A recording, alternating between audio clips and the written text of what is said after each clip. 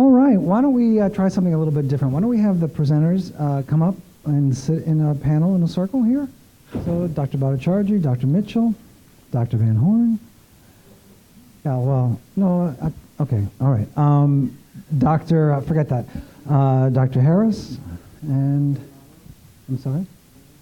And Ms. Melissa Lara that worked with Dr. Harris and Dr. Blackburn. And Dr. Goins. Soon to be Dr. Goins. Very soon to be Dr. Goins. All right then. So yes, I'm practicing just Dr. Goins rather than just Angie. Okay, so why don't we start with Dr. Goins. Would you like your student to come up and join you? Yes, that'd be lovely. Students? Yeah, absolutely. Do I use the mic? Yes, please. And I will have this mic, so in case anyone wants to ask a question, I will come around so that we can all hear that question nice and clearly. All right. Dr. my time clock. Soon to be Dr. Goins. Okay, very nice to meet you. I'm very honored to be here. I want to thank Mr. Stephen Villano for the invite to present my scholarly approach to teaching, and also Dean Van Horn for having this symposium for us. In fact, it was because of this symposium that I was inspired to do the project that I'm about to tell you about, listening to Judith last year and Laura and Bernardo, and listening to Heather Goltz and Rebecca Pfeffer about all the things that they were doing that's so exciting with their courses really inspired me. I said, I can do that. I can do that within my field. So I'm with the social work program under the College of Public Service, and I teach a course. It's an elective offered to junior and senior BSW students only. It's called Practice with Older Adults, or Social Work 3331. So why do I teach this class? At some point in any of our lives, we either know someone who's elderly, we either have older parents, or we may be taking care of those older parents, or we are, at some point, no matter what profession you go into, you're going to experience an older adult. And with the numbers being so large, just to throw some out there, by 2030, 1/5 of our population will be nothing but elderly. By 2060, and most of us, not including myself, may not be here for that, but some of our students will, and that's why I saw a need to incorporate this kind of service learning project. There'll be 98 million people who are elderly in our country in 2060. So some of the things we learn about in my course are the biological changes, mental changes, social issues that impact the population, challenges and obstacles to this population, the job opportunities, which are huge for individuals working with older adults, whether it be social work or urban education or criminal justice. But I decided, I've taught this like 4 times now, and I said I'm going to jazz it up a little bit. And so I decided that I was going to apply for a service learning grant, and I received a $500 grant to purchase some books, and my students are going to pass them out. I used one of the Sylvester Turner grants for $500, and I bought like 25 books. And I'm going to be using it for subsequent times that I teach this. But I've never had a service learning component to this until this semester, where I'm requiring my students now to do 10 hours of service learning at either Sheltering Arms, adult daycare, or the Gathering Place, which is also an adult daycare place here in the community that services elderly who have dementia. So why the focus on dementia? 5.4 million people in the U.S. have Alzheimer's-related dementia. That's like 60 to 80% of all the cases of Alzheimer's in our, or dementia in our country. It makes up the largest. There's different kinds of dementias, but that's the largest. From the World Health Organization, 47 million now. There's 47 million people who have dementia in the whole world, and by 2030, that'll be 75 million. So we need a capable workforce to work with this population. So I started thinking in terms of, when my students think about working with someone with dementia, they're scared. They're like, how do you work with, most of us are, if we're honest, how do I work with someone? It's hard, some people think it's hard enough to work with an older adult, but then when you added the mental decline, it's a little bit more challenging. So my students, they did a poster on this about their experience, and they're going to tell you a little bit about it here in a second, but just some of the routes that I took to incorporate this into my class. I set up with Sheltering Arms, and I set up with Gathering Place to take my students for 10 hours. They did the hours, they did journals, They did a paper on it. They did presentation, video, and what else? I have 5 minutes left. Okay.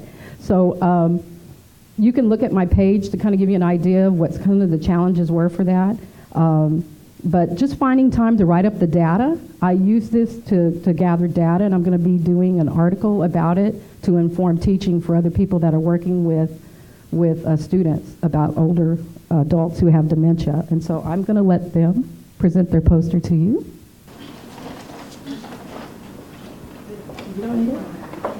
Okay, so this is the poster that we did. Being at Sheltering Arms, it was my first time ever being around, older individuals with that disease.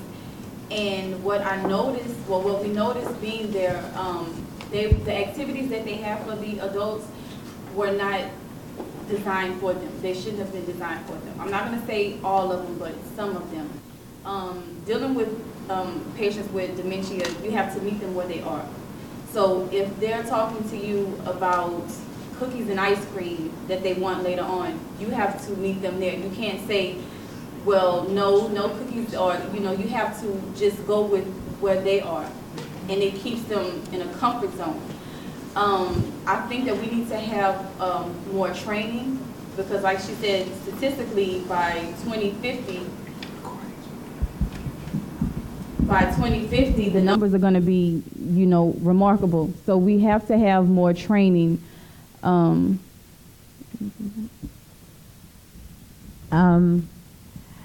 My grandmother, when I was younger, had Alzheimer's. She passed away from Alzheimer's, and the book actually was a lot of help for me because I would take care of her. I didn't know what I learned in the book, how to meet them where they are. They have a lot of fleeting moments. So if they're scared, or they want something, or they think they're 5 years old and their parents are coming, that's not going to last. You want to meet them where they are, comfort them, and that moment will be gone for you, but at least they'll feel good that moment happened and they felt like they were safe in that moment. Like she said, there needs to be a lot of education, not only for professionals, but just for everybody, because pretty soon we're all going to know somebody that has dementia. So it's not as scary as you think it is if you know how to approach them and comfort them. So. I'd like to finish up. I asked a question, and this was another student, was it one of you? All my students are great, but I asked them, what are your perceptions or thoughts after service learning with working with an older adult? And this is what one of my students shared.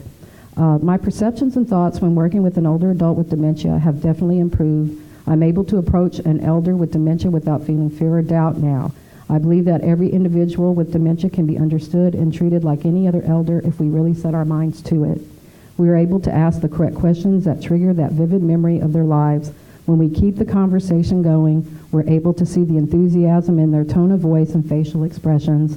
These elders are very intelligent human beings who are full of wisdom and meaningful stories to share.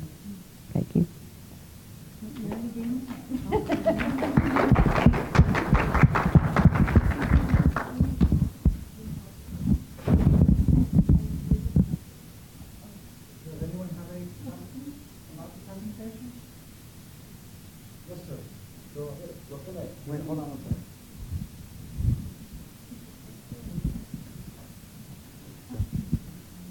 What kind of activities were they doing that you said they were not accurate for them?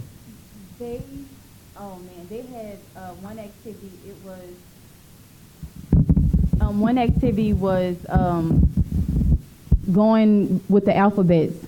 So what's the first thing that comes to mind when you hear A? And then, some of them, they're not, with you. So it's kind of intimidating for them, and they get frustrated.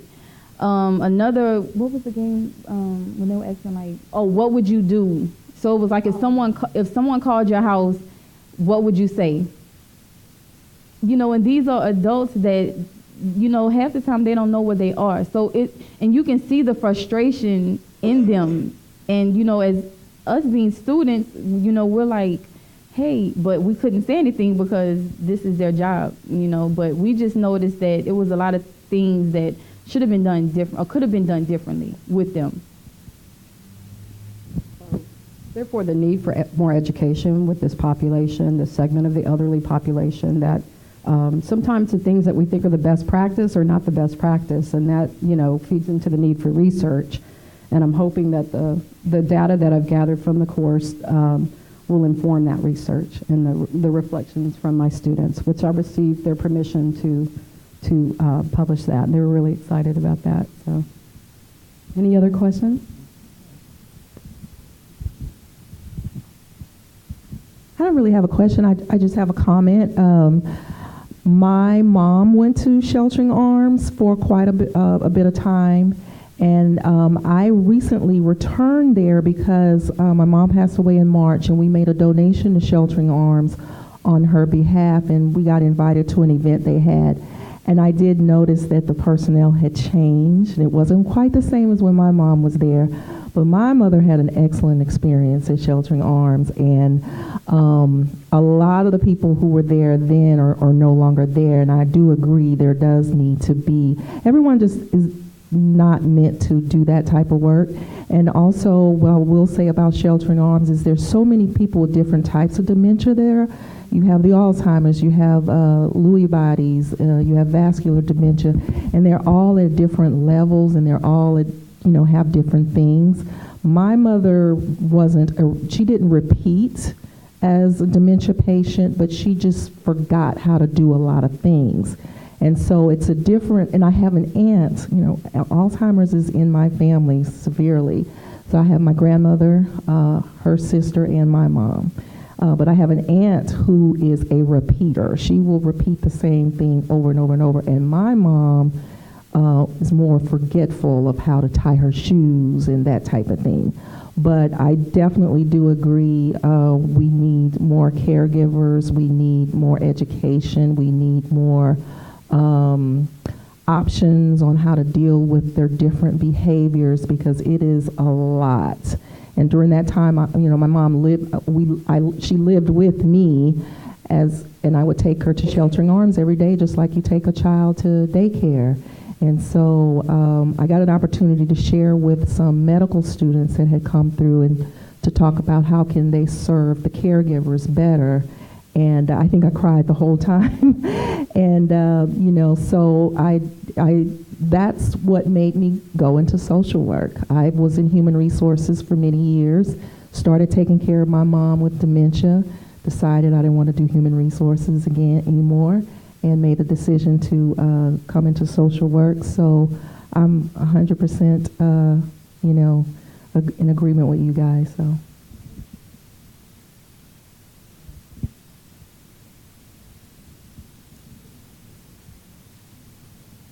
So I don't have a question. I just want to piggyback on what Regina said. My grandmother suffers with dementia, and I think education needs to be directed towards the family members as well, because when I went to visit my grandmother who's in Louisiana, I'm not knowing that she has dementia, and she kept asking the same question. So I'm like, Grandma, you just asked me that. Like, why are you asking me the same question? And she's like, you know, just keep repeating. And I didn't know that there were different levels or different stages or different titles to dementia. So I think for family members, it would be good to get some type of education geared to them as well.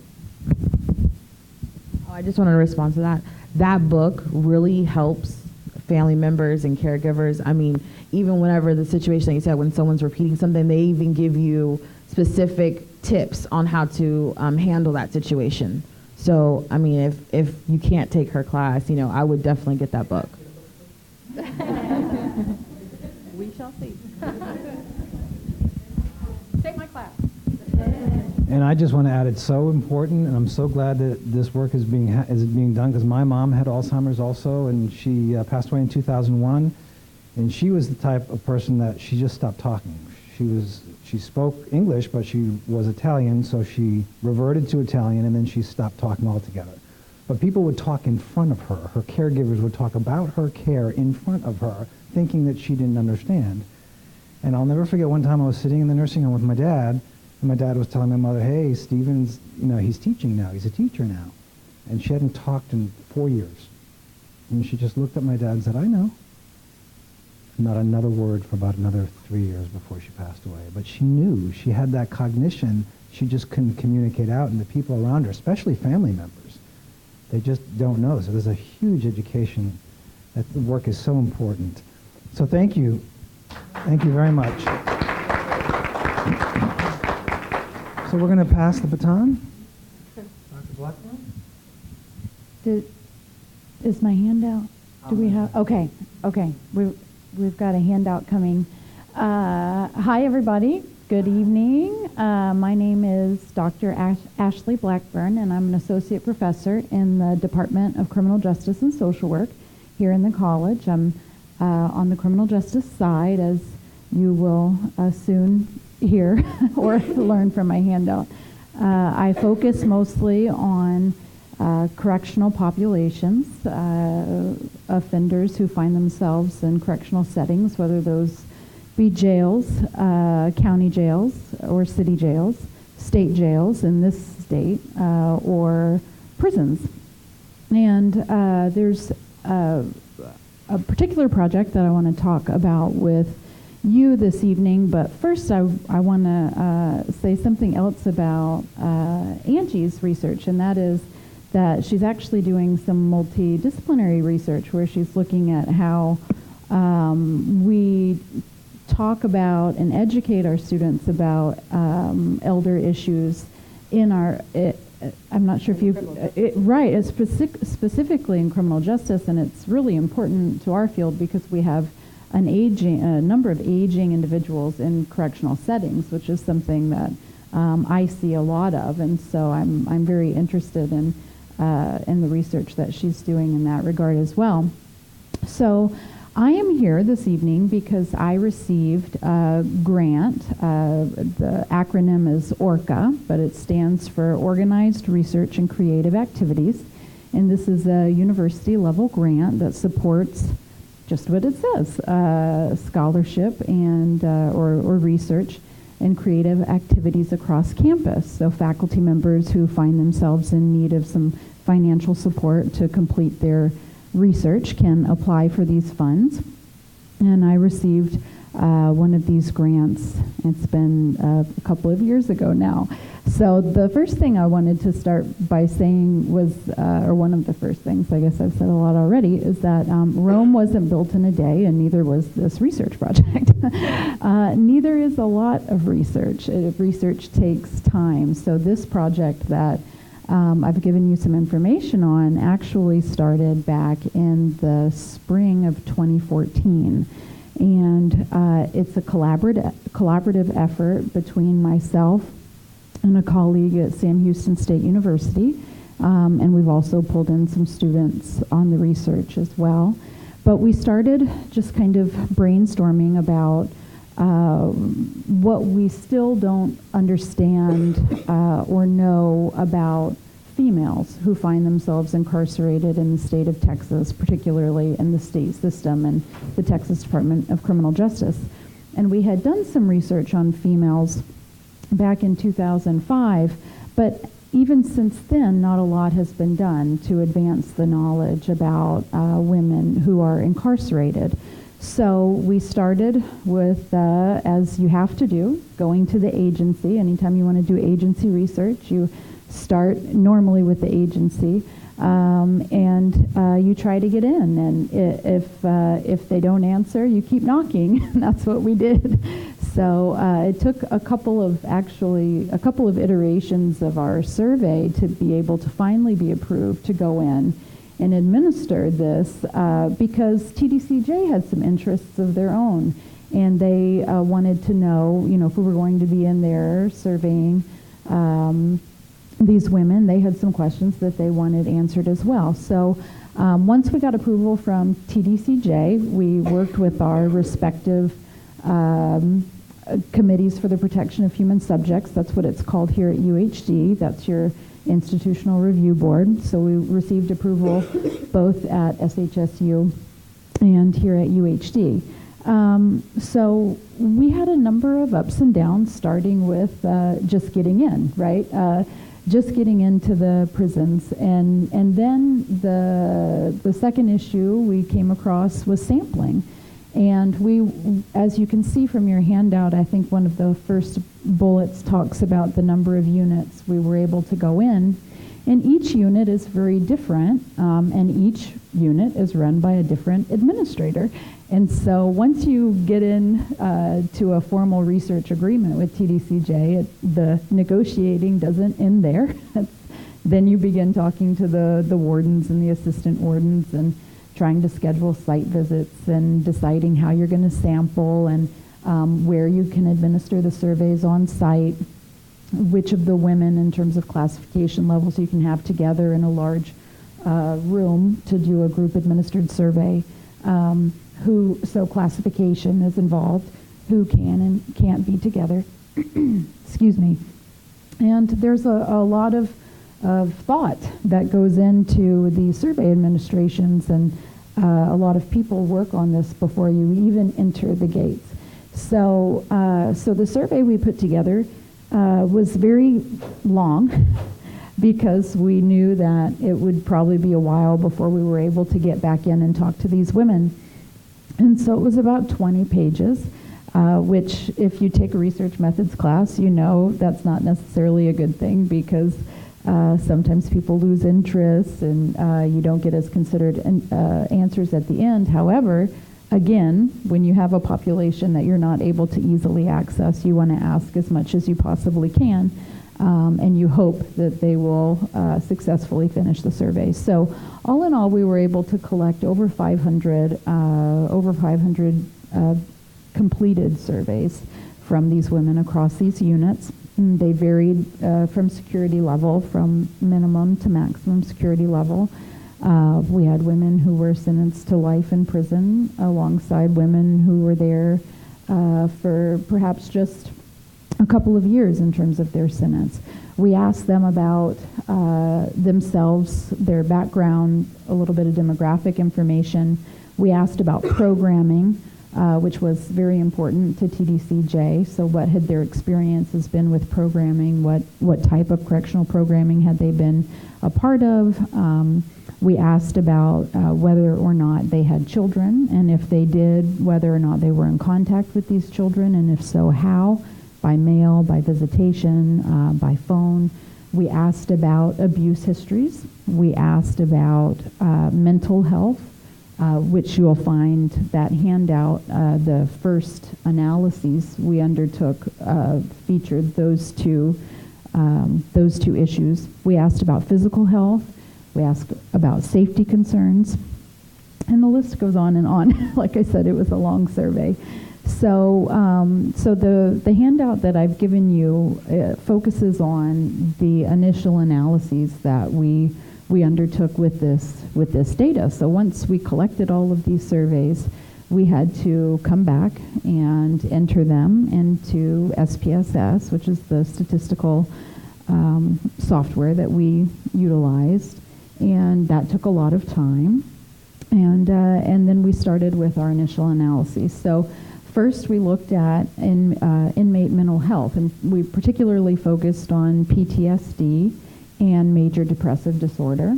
And we looked at the relationship between abuse histories, specifically, and some other variables, and how those were related to or predicted current mental health. So we were looking at current mental health.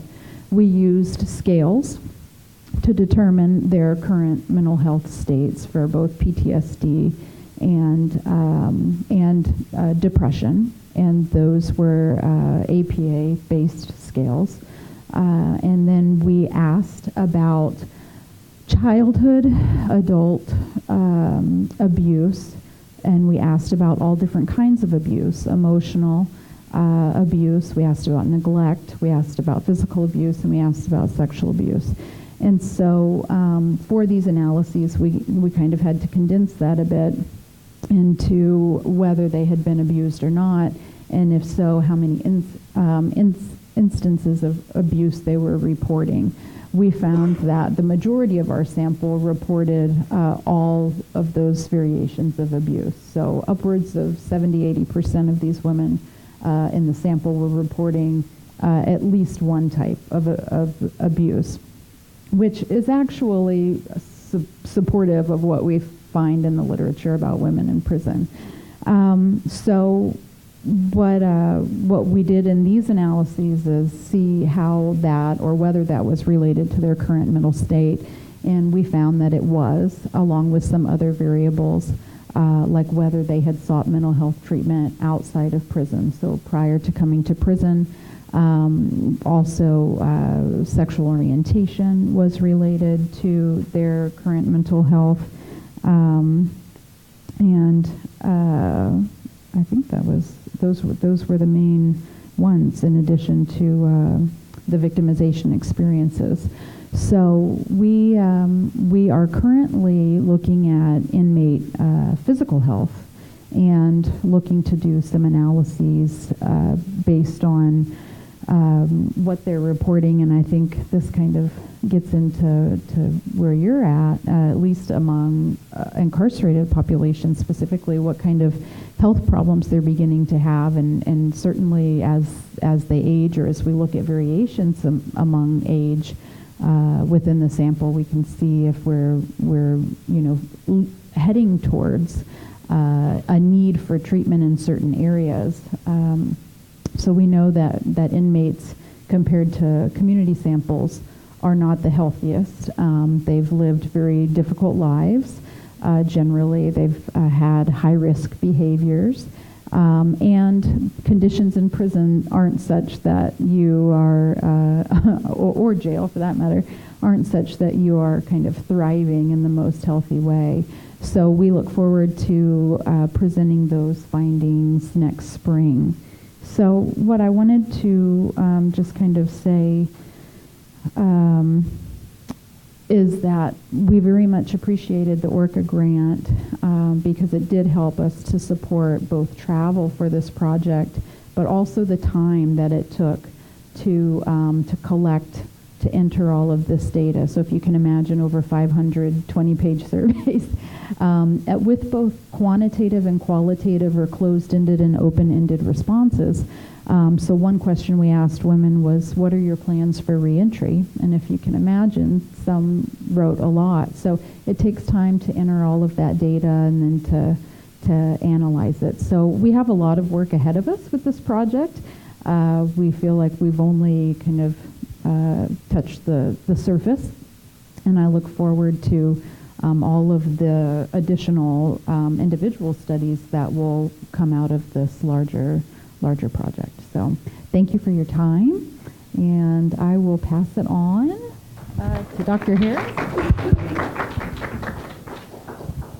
Does anyone have any questions for Dr. Blackburn?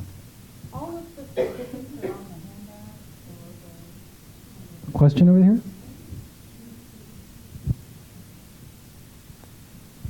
How you guys doing today? My question is that it said that less than half of the women sought help for mental, I think it was mental health. It was less than half out of the 545 that sought. Prior to incarceration. Okay. Was there a question to ask if they sought help? Did they receive adequate help? We didn't ask about pre-incarceration programming, so the question that was posed to them on the survey was whether or not they had sought mental health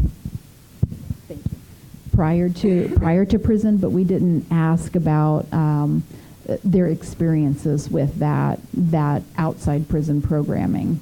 So the questions we asked were more related to the programming they had received while incarcerated. Okay. So are they receiving, are any of the women receiving any type of help, mental help? There are programs in place. I can say that. We haven't gotten into the analysis of what the women's responses were about their individual experiences with the programming. And we asked about a range of programming, not only mental health, but also substance abuse, education, vocational training, any nursery programming if they came in when they were pregnant. So we asked about a variety of programming, but we haven't had a chance to analyze that yet. Okay, so the socioeconomic background of the women, was it a variety? Was majority of them poor women?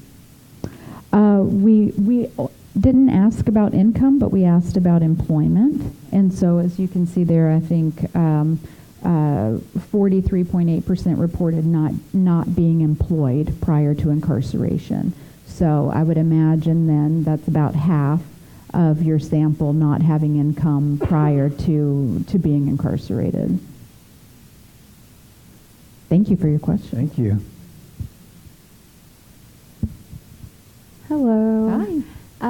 My question for you is, what would you hypothesize will happen at the end of the study after all the analysis? Well, we will know more about incarcerated women, and that is the most important Right. part, because incarcerated women are notoriously understudied. We focus a lot of attention, and a lot of what we know, particularly in our field, is about men, the way men offend, how programs work with men, how incarceration experiences are for men, and that is because the majority of incarcerated persons are men. I think, on average, we've got about 10% of our population, and that fluctuates up and down. It was growing pretty fast there for a minute, of women across the nation incarcerated. So when you make up only about 10 to 15% of the population, you tend to get focused on less, but it doesn't mean that your needs or your experiences are any less important. And so, these women, just like their male counterparts, are going through things both in prison and have gone through things outside of prison that have led them there, and we need to understand those things a little better. So I think what's exciting about this research is that it will add to the literature on women in prison. And right now we don't have a lot, so that's what we're hoping to do. All right, thank you. Sure.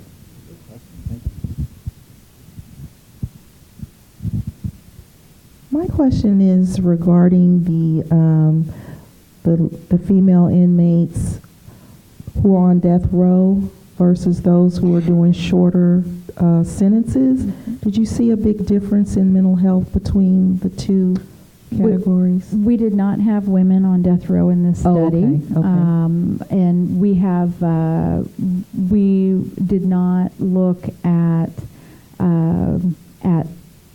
we looked at offense, but we didn't look at sentence length, because we're having some issues with that variable.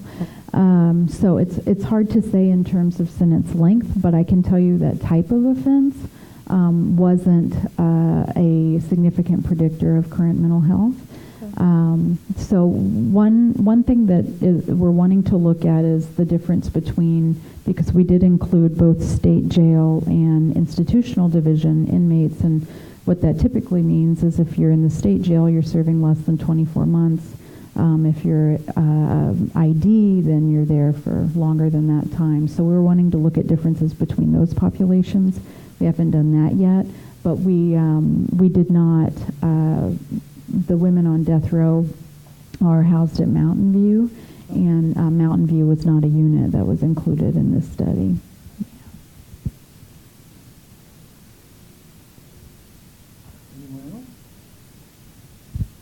I'm going to put a plug in here that on in a couple of weeks, on November 9th, we are going to have a Vital Voices event on the graying of America. And I thought I would host that event myself. But anyway, it's going to be on the graying of America, and it is Dr. Carmel Dyer, and Dr. Goins got Dr. Dyer to come and speak. And she's going to be speaking about how the effect of the aging population, not only on social services, but also on the incarcerated population and what it does to those systems. So again, it's going to be another interdisciplinary topic and talk, and it really promises to be very interesting. So I would encourage everyone to attend.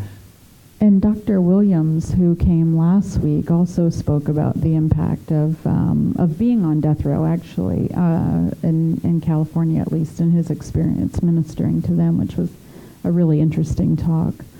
And he did address that aspect of aging and that kind of experience in the incarcerated environment.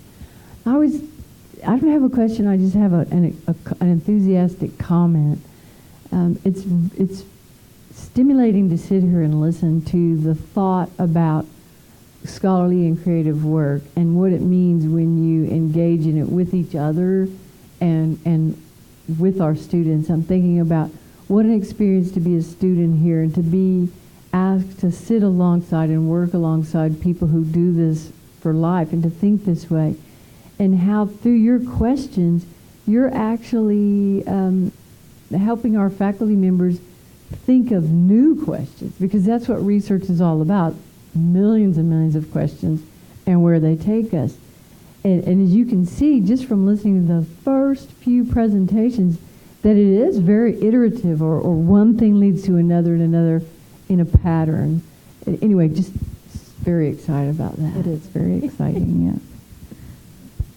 Okay, we're ready to move on. Thank you all for your questions, and thanks for joining us. And now Dr. Harris. Hi, good evening, everyone. Well, talking about going backwards and forwards and people incarcerated and elderly people, I'm excited to be here to talk about a particular program or project / class that I am involved in, and that's a senior seminar capstone class which incorporates service learning. And if you don't know, that's very difficult, because you have writing intensive class and then you have service learning aspects that you need to bring into that particular course. So over the years, it has morphed, it has changed, we've been over at the jail, we've serviced individuals over in the jail, but just as agency needs change, well, I needed to change with those agency needs. And it took me a very long time to figure out what the next sort of step needed to be. So I decided that I would take a course in recovery coaching. And for those of you who do not know what that is, it's right here on this piece of paper, a little bit about it. And it's a very intensive, emotional, lengthy course where you actually learn how to talk to people who have come out of the penitentiary or state jail or jail, and how to sort of reintegrate them into society. We call it reentry. And I know Dr. Blackburn mentioned that part of her research will be reentry. Well, we are reentry right now in this particular course that I teach.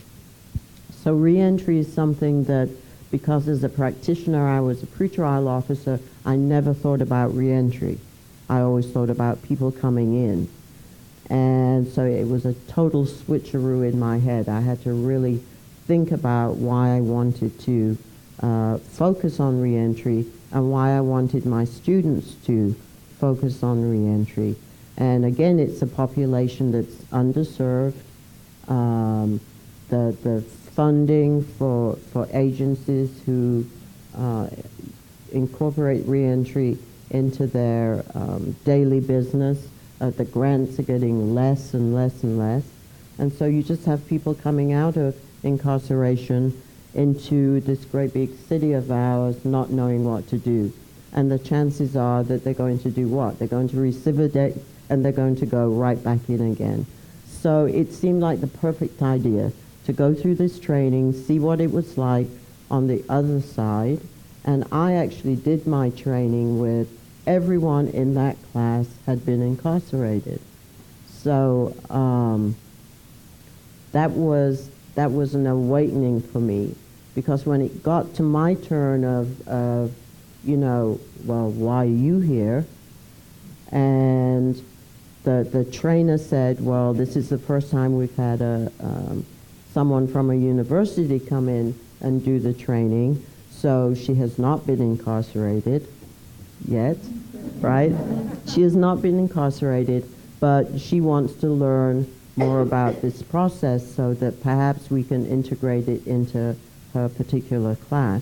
Well, I may not have been incarcerated, but wow, I had a lot of issues that came up through that 54-hour training. And I became more and more convinced that I needed to start going out into the community before we even started it within the senior STEM class itself. I needed to find other agencies that were willing to work with university students who were at the tail end of their career in school, meaning that in my mind they'd got enough information, they had had enough courses that I trusted them to go through this particular training and get them out there into the world. We have at present 12 active agencies that are working with us, which is a lot. When you think that the trust level between agencies and then people coming in is not really great. So we have had to work at that over the last couple of years, saying, you know what, if we do well, then we'll get invited into other agencies, which is what has happened.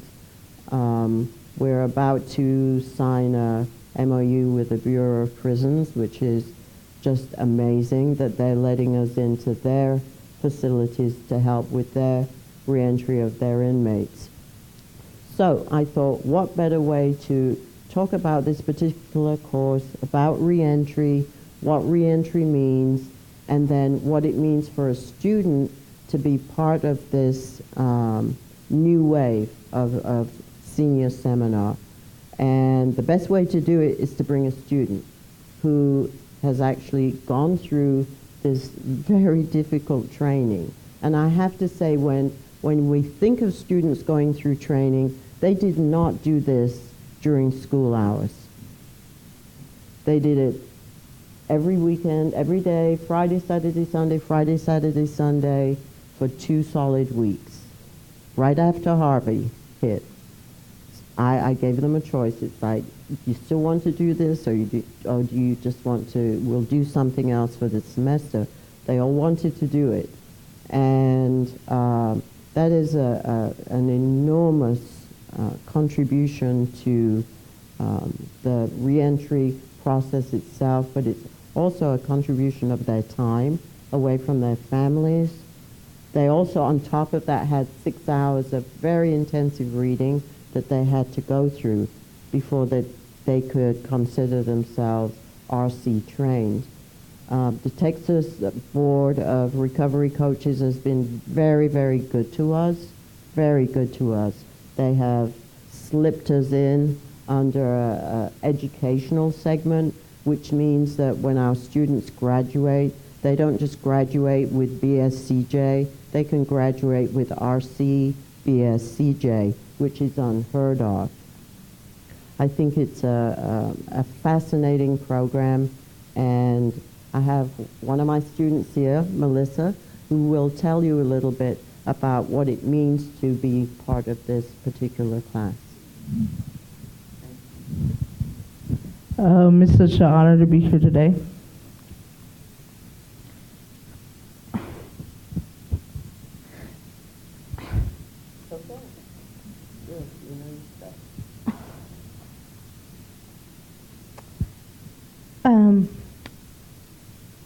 Sorry, it's been such a bittersweet process, an opportunity.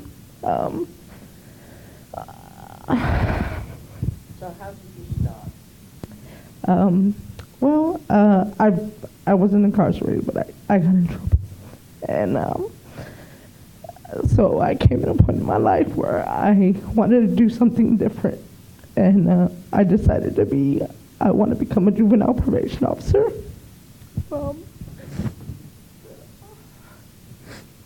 Sorry guys, bear with me.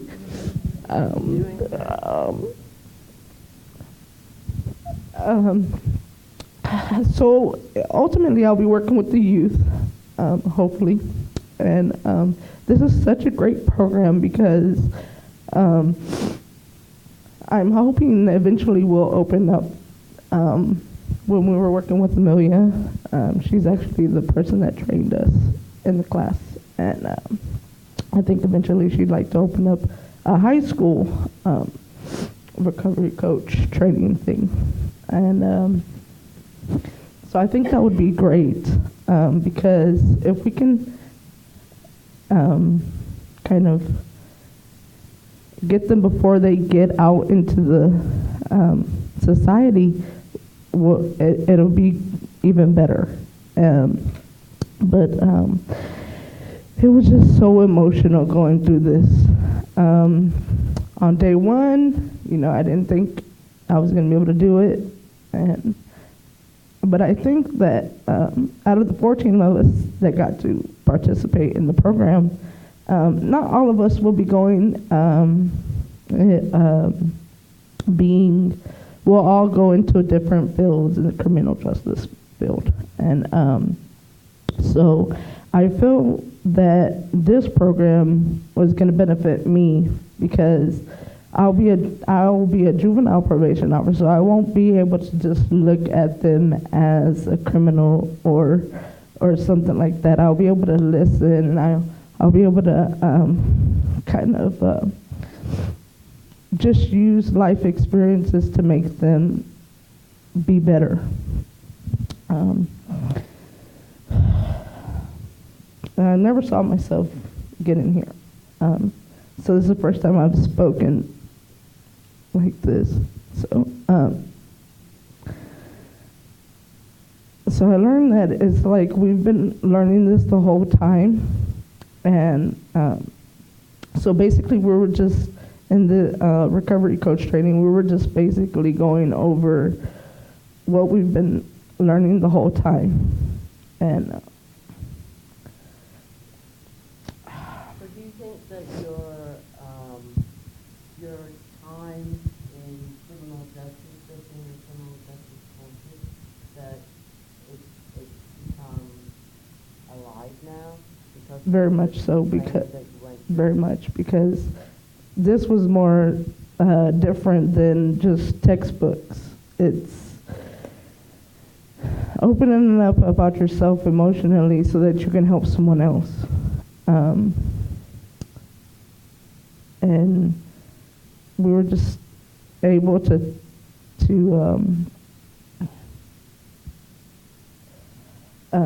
connect on a different level, all of us. And so hopefully I'll be able to help the youth with this training a lot better. So I think you will. And I think Melissa is just sort of like an amazing oil painting of what this course and what this class means, not just to the agencies that we're filling these very necessary programs with people who have gone through this training, as well as people that didn't, but specifically those that have gone through the training are at a much higher level because of the intensity of the training. And for me personally, it's given me much more of much more hope in terms of what we can do to the fabric of the city. UHD has a great brand, and we see it, we've heard it.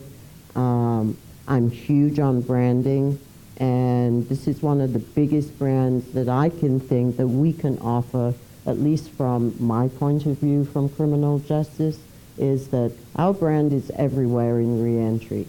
There are not too many agencies that do not know the University of Houston downtown.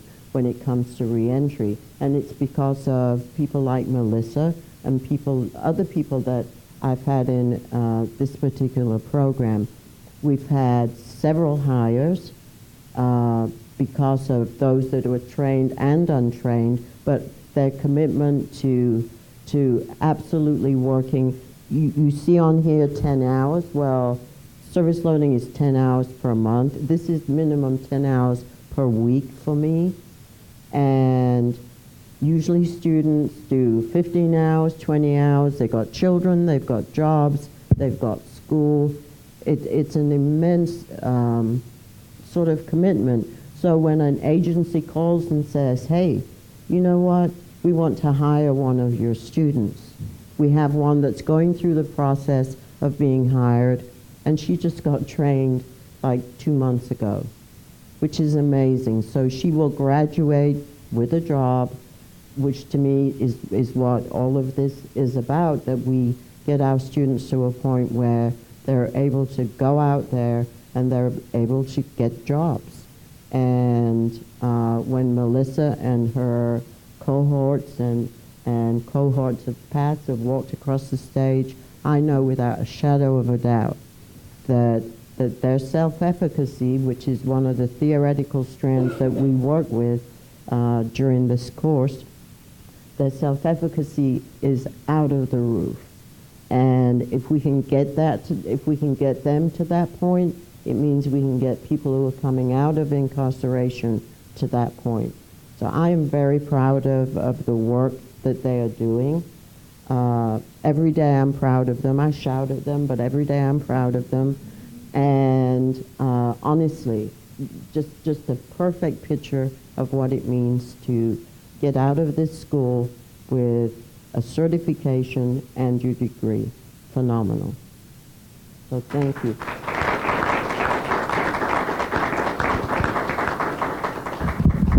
So does anyone have any questions for Dr. Harris or for Ms. Lara? Yes, question here? I don't have a question. I just have a statement for Melissa. I applaud your courage. I applaud your meekness. And I, too, understand where you come from. I entered UHD not knowing. Someone filled out the application for me. I just knew I needed to be in school, so I get it. And it's people like you that will go a long way. Just keep your drive, keep your passion. Don't forget where you come from, and you'll exceed.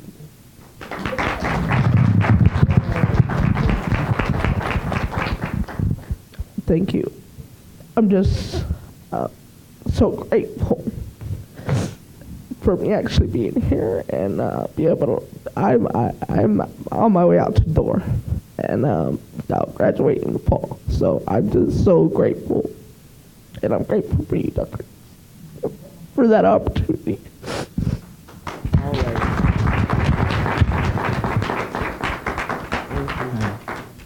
Hi everyone.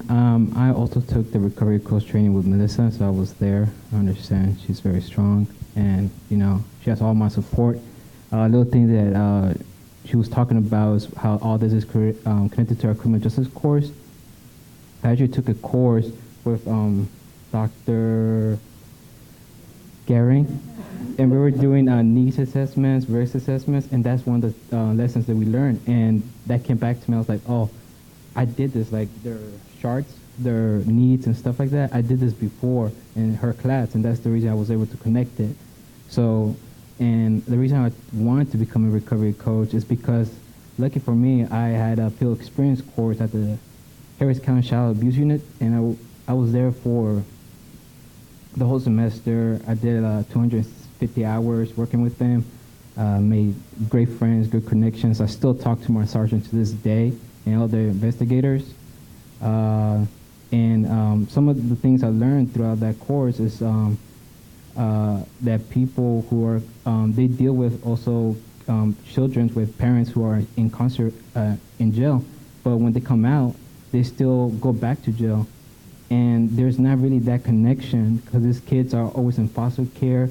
And I see all these cases because they let me do forensic interviews, like write down detailed reports, and seeing the kids' expressions, explaining what's going on in their lives and why this is leading to them, and it has to do sometimes with the parents. So that's the reason I wanted to take the recovery coach and learn more about helping people, especially where we were working at Santa Maria, where they help women who just got out of prison, who had babies and stuff. And it's a great program. I'm very grateful. I was lucky to even have that spot. So, yeah, and I want to thank Dr. Harris and Melissa. You did amazing, okay?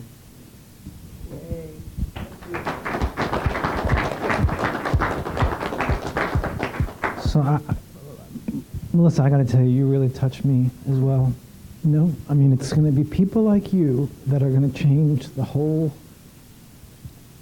criminal justice field. Because not only do you have the learning, or you're getting the learning, but you have the passion, and that's going to make the difference. And it's so wonderful to be able to get together like this and see the interdisciplinary work that this college just does by virtue of our disciplines. They're so interconnected. So I'm so glad that you guys are here. Thank you so much. So now we're going to move to education, and we're going to have Dr. Mitchell present. So you may think that we're really shifting gears as I'm talking about children's literature and culturally responsive reading, but there's so many things that are connected here, things that you have talked about and what I want to talk about too. And a couple of things that were already said is about that reflective process of looking in to see what you have to do is what I think is so important for us to do, and the self-efficacy of looking out and is what's so important. So I started out teaching. One of my loves is working with the bilingual ed. I'm one of the bilingual ed professors here with Dr. Bhattacharjee, and we used to duke it out for who got to teach the children's lit class. And then we got a lot of enough students, so we don't duke it out anymore, right? And I love to teach this class, and it's important to me. Not just because it's fun to teach children's literature and it's fun to read to children, but it is so important that we start bringing the kind of literature to our children that they need to be able to see themselves in the literature. And so I started a project of a read aloud program, and that was the service learning project that I started through the Sylvester Turner project. And so I started a project that was a service learning project that I first started, where the students were required to read, to find a place to read, and part of it was they had to go find the place. And this is all before they go into their professional development site where we find for them, and they had to choose a school, a church, a library, early childhood setting, somewhere where they would go and ask to read to a group of students. And you might say, wow, that's really fun. But I don't know how many of you have actually read to a group of students, but it's really hard. And if you haven't ever done it, go do it and try. And see how many of them roll around on the floor on you and turn flip-flops while you try to read to them. And if you're not sure, come join me on Wednesday mornings when we read to 3- and 4-year-olds, because it's pretty hard, even for me. And so they have to go read, and they have to read to them 5 times. Not 5 times in a row, but 5 times within the semester. And the reason for that is I want them to go to the same group 5 different times to learn what their reading levels are like, to learn their motivations, and to learn what they like and don't like, and to just learn what it takes. And so they have to then, every time they do go to that group, they have to come back and in a journal process write about what they did and what they read to them. And then they have to talk about it in our groups in the classroom. A couple of things they also get along the way is in the class we talk about how to read to children, how to do read alouds. We talk about how to choose books.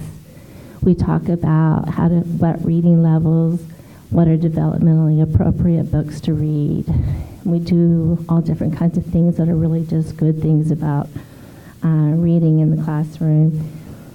And one of the things that I found was missing in the program overall is sometimes teachers would just hand them books and say, here, would you read this book? When they would walk into the classroom.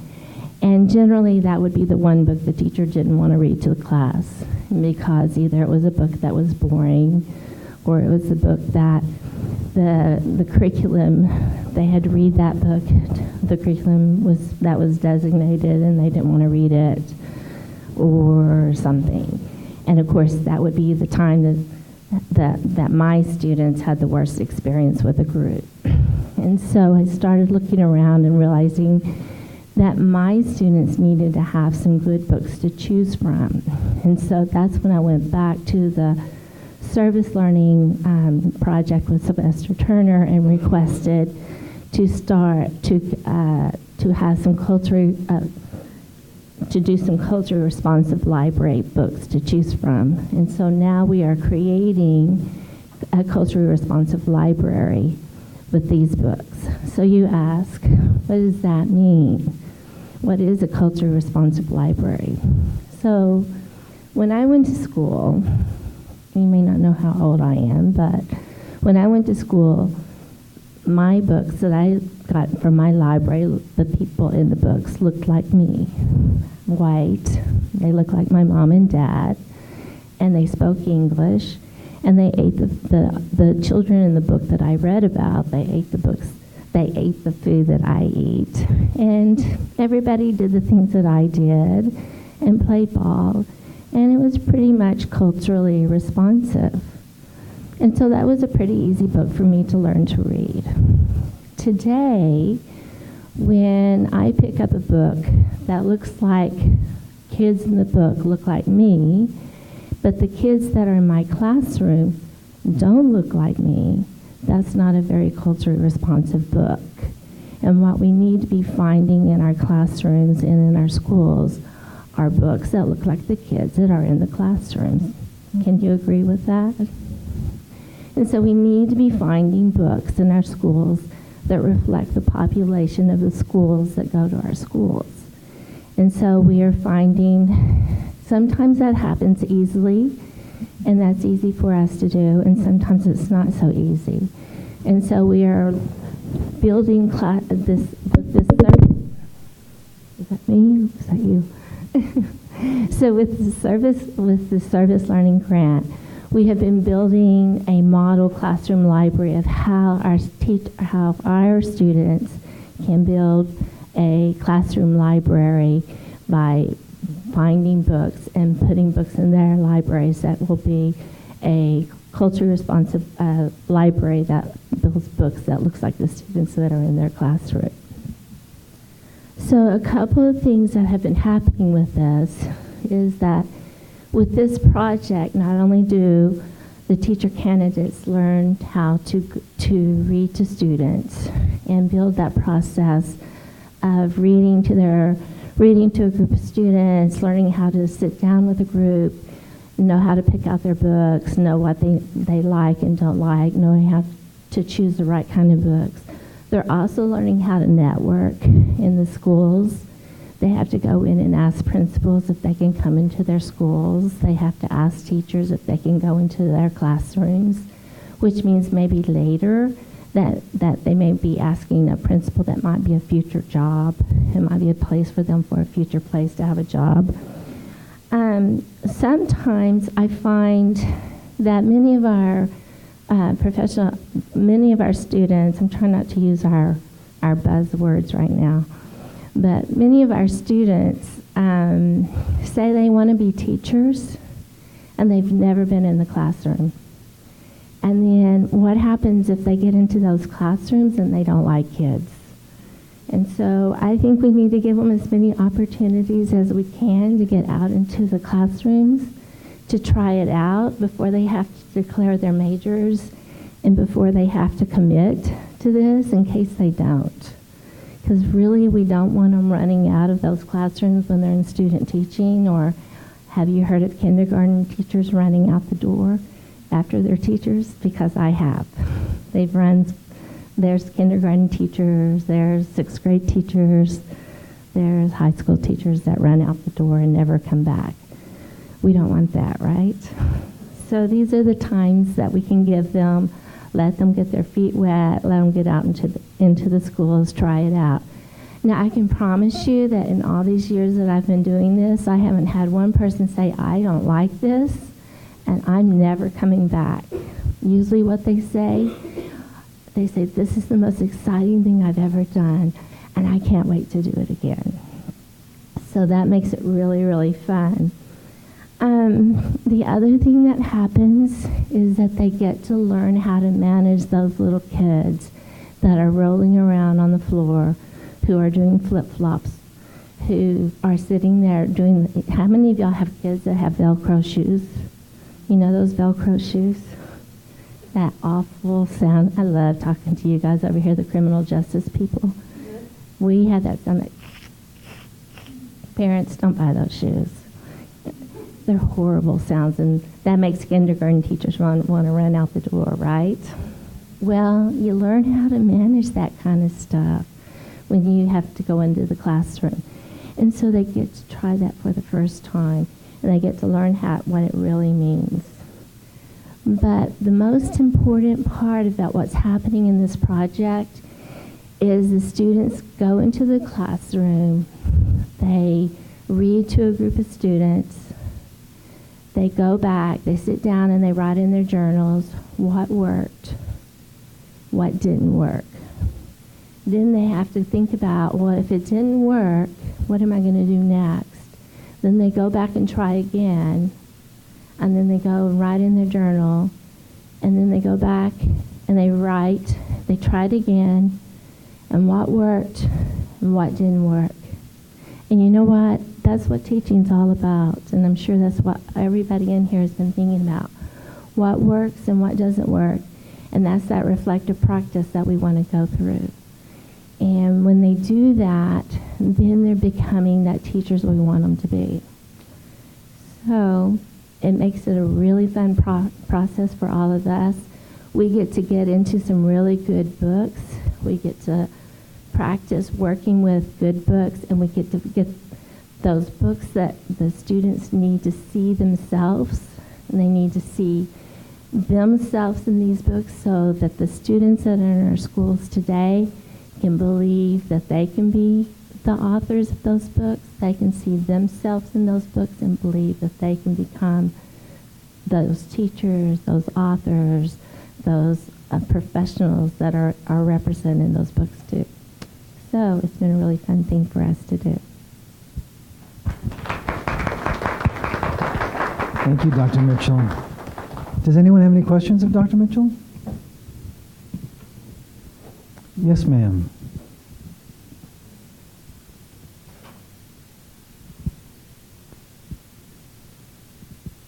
Okay, the schools that you network with, have you had any problems with the books that your students are choosing?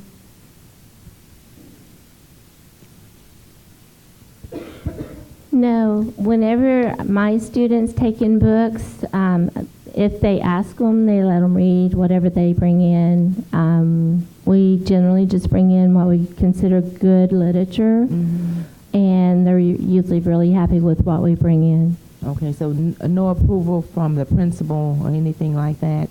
No. That's good. Okay. Yeah, we never have any problems with that. Okay, okay. Yes?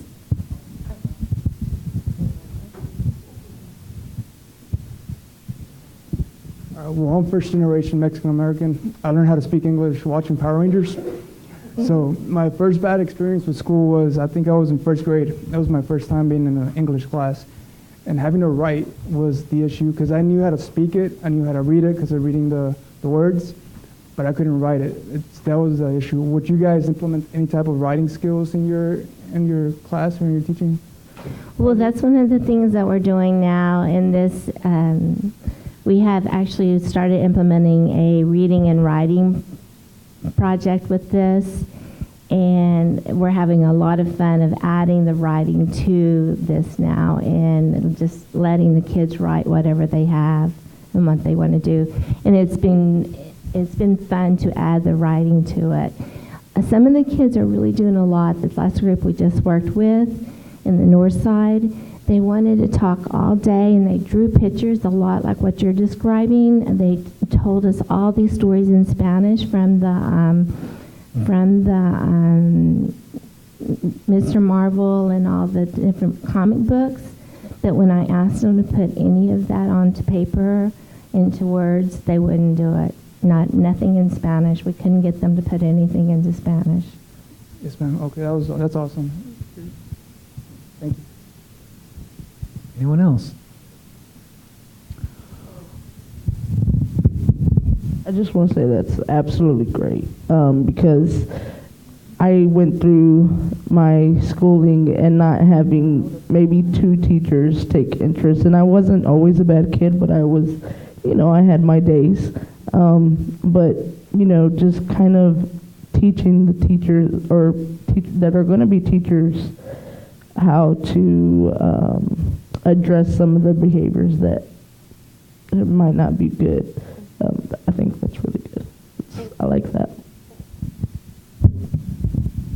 And so our final presentation, final but last but not least, is Dr. Bhattacharjee. Dr. Bhattacharjee.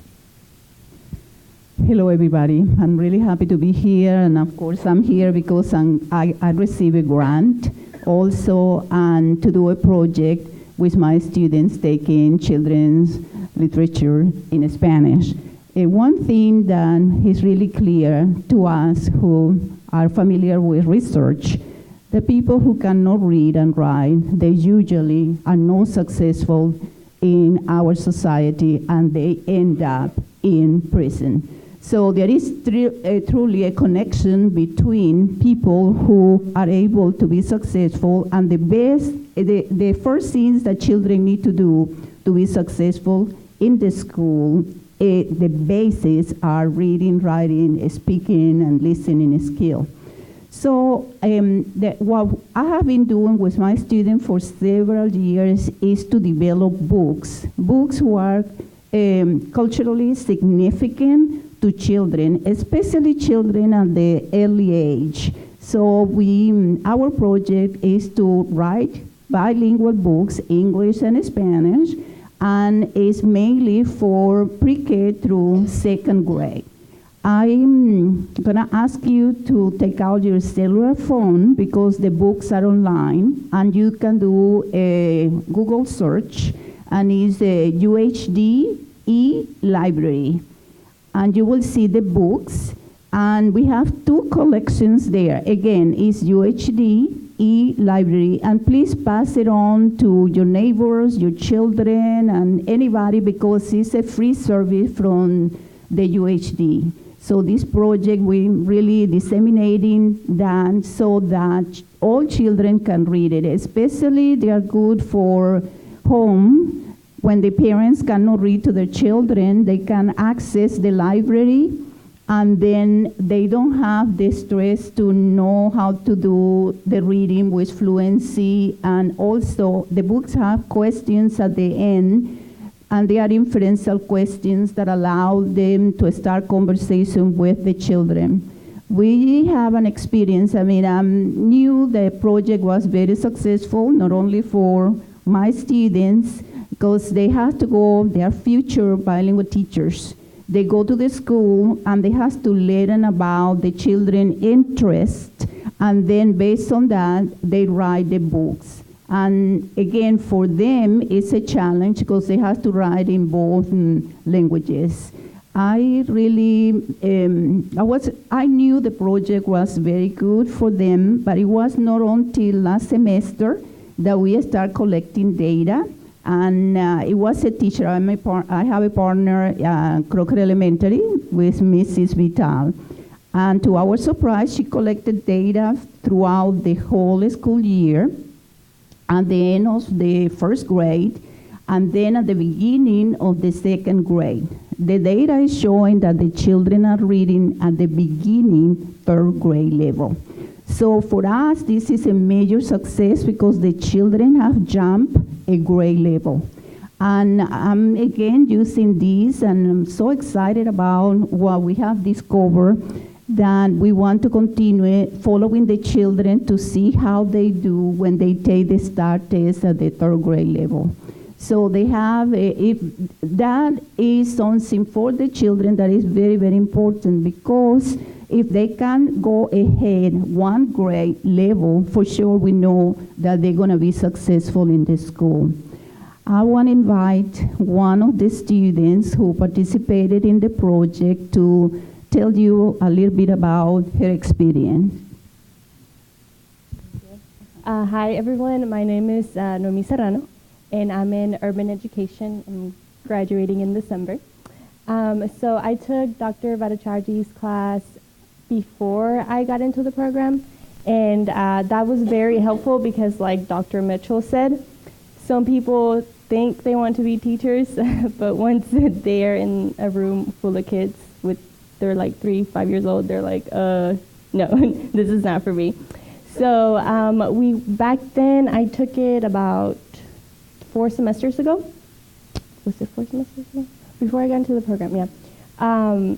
We were at the House of Tiny Treasures, and our assignment was to, on the first day, go in, meet the kids, and wait for any of them to go up to us, and whoever wanted to talk to us, that was going to be our kid.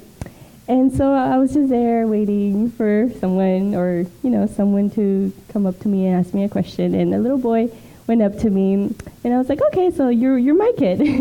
And so we were supposed to ask them questions and just get to know the student, and we would go every other week, I believe, to the House of Tiny Treasures. We got to know the student, we asked them questions about what they liked, and my student really liked cars and ice cream, I remember. So then whenever we started the book, I decided to write about ice cream because I don't really know anything about cars. And so we wrote, I asked him questions, his favorite flavors. He would tell me, I would write everything down. And I also got him to draw pictures for me. He was a 4-year-old, so none of the pictures looked like an ice cream cone or anything. So I incorporated his drawings into my own drawings. And we ended up creating a book called Kofi's Ice Cream Cones, which that was his name. And Professor Bhattacharjy has told me that my book has been one of the most successful ones, which was very surprising to me because I never thought myself as a writer. But yeah, it was a very, very good learning experience because before then, I was never in a real classroom with kids. And I always said I wanted to be a teacher, and I always pictured myself as a 4th, 5th grade, 6th grade teacher, not pre-K, kindergarten. After that, it changed. For my PD3, which those of you who are not in urban education, that's your last semester. That's when you do your student teaching, so you have to do 75 hours of pretty much working for free at a school. They ask you what grade you want and what district. So I picked my district where I went to as a child, which was Galena Park, and I picked kindergarten. Galena Park. So I picked kindergarten, and I got kindergarten at my elementary school. So that was super exciting. We weren't able to pick the schools, but I got my elementary school, and so I have 18 5, 6-year-olds, and it's very tiring, but very, very rewarding. And so yeah, I really love it, and I guess I can say that I was right about wanting to be a teacher. It didn't change my mind going through that experience at the House of Tiny Treasures. Yeah.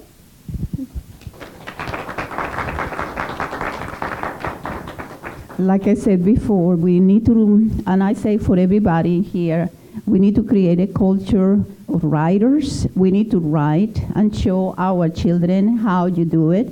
Everybody can write stories. And it's true, Noemi Serrano, a book is so popular that we are going to have an activity on November the 14th, Energize for Excellence Academy for parents, and I told them that we will invite the writer.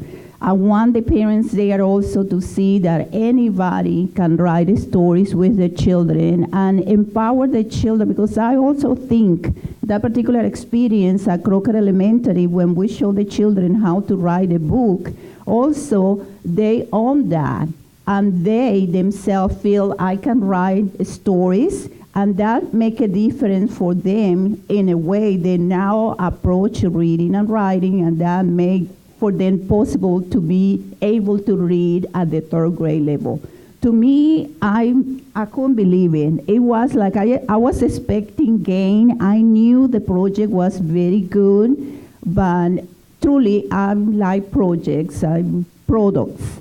I don't do that much per se research, but it was like the data, actually the data that the teacher collect, that make a difference for me. So now we just finished presenting the project at the TAVI conference, and everybody was asking, do you want to write about that? Do you want to disseminate that? And everybody asking, are you charging? And as long as I work on that project, UHD will be a publishing house for books for children, and we want to extend the invitation to the teachers and children everywhere, because this library is a free for everybody, and it's a commitment to children of the world.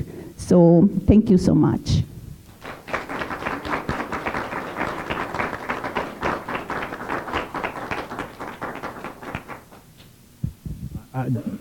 I am just blown away by your guys' research. It's just really amazing how each of you are touching every lives all over the place. Really, it's admirable and it's wonderful. So, any questions for Dr. Bhattacharjee? All right. Well, if we have, we have a question. How did you incorporate your grant money for that project?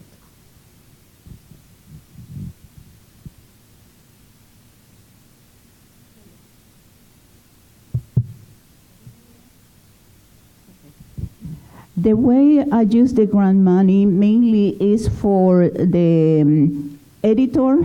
It's a lot of hours to edit this, and even now, as I look the products, still there is tiny things. So I usually get funded for $5,000 a semester.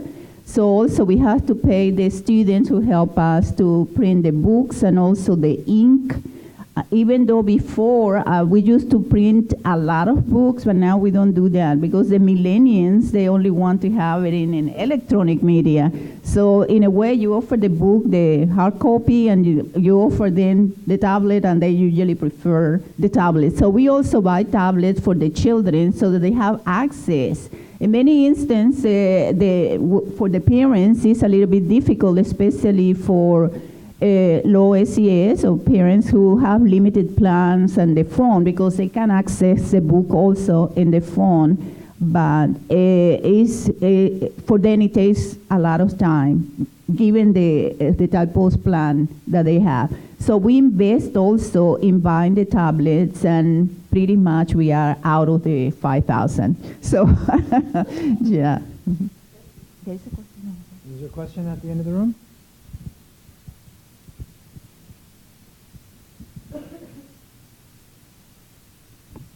Thank you. What school districts do you offer this? Okay.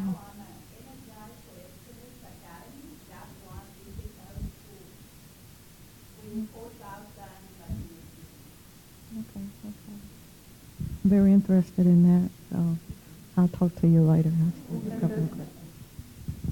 Anyone else? Yes, ma'am. I'll get my steps today. So mine's not really a question. I just kind of forgot to really touch on how it doesn't only benefit us as future teachers in, you know, getting the experience and seeing what it's going to be like, but also the students, teaching them, letting them know that they can be writers at a young age, that reading is fun, that reading is important, that can really impact their lives. Right now, I'm doing my student teaching, and I'm learning a lot from my teacher. And one of the things that she told me is, whenever the students start learning how to read, they won't be acting up, kindergartners, running around. They're actually going to go fight for the books, go find a spot to read, and just stay out of trouble. She said it happens every year, and she's been teaching for about 20 years. She said once the kids learn, that the behavior issues go down. So that's something really important. Reading is very important for kids. Thank you. I just wanted to say thank you to all of you and kind of give you a history of how this happened, because it was pretty magical, wasn't it? The way this happened is when individuals at the university get funding from the university, they sign a form, and the form says once they've completed the project, within a year they will write a report, and that report will go to their department chair, their dean, and to our provost. And when I looked at that and I thought about the people in this college, I said that would not be good if only 3 people got to see the results of this. So we piloted it last year, and it was a phenomenal event. And it kind of brought us all together and began to show us the interdisciplinarity in these 3 academic disciplines of criminal justice, social work, and urban education. That year we didn't have a lot of students. Our intent was for faculty to be inspired by faculty and to learn from people who had gotten grants how you might get a grant and how scholarly work is a recursive and lifelong process and how it feeds into your teaching. In other words, I wanted them to inspire each other, as I knew they would. Dr. Harris suggested that we should film it, and so we began planning that after that night, yes? Right after that night. And then we started thinking about you. We had a strategic planning event in the college in one of our monthly meetings, and someone said, our students need to know more about research and about what we're doing. They will be interested. And tonight you have shown me that is most definitely true. You are not only interested, you are co-participants in many cases. And so, in my mind, this reinforces what I have thought from the moment I came to UHD 18 years ago. This is a place where an undergraduate education is really like a graduate education, where we give you experiences beyond anything you might ever imagine.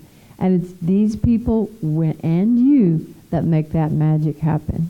So I thank you. I could not think of a better evening. Thanks for being here with us.